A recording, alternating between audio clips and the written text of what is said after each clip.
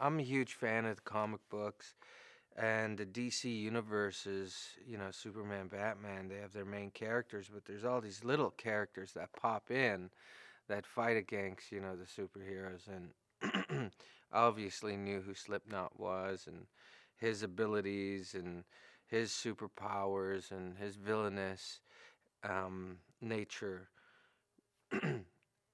What I liked about the movie is that we get to represent these comic book heroes who are villains in a way that we have to save the world. And the idea that there's this evil that could be turned around into um, saving lives, saving the world, that's a huge twist nobody's ever done before. You're kind of looking at these villainous characters that have been able to um, walk their own path. There's no right or wrong. They're fulfilling um, some kind of purpose to be the best at what they are.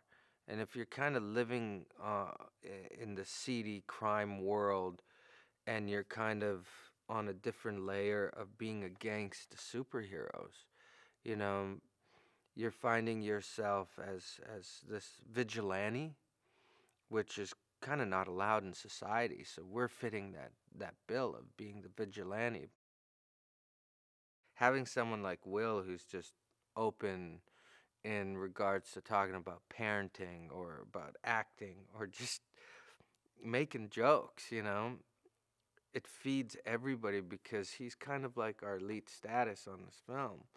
And then you have someone like Karen, who it's her first movie, so we're catering to her to help her kind of, feel like it's she's done this 100 times, and everybody else coming in. It's kind of like a birthday every time, you know. It's quite remarkable, and I think we owe a lot of it to David because the rehearsal process allowed us to speak about who we really are and how we can enjoy it with the character.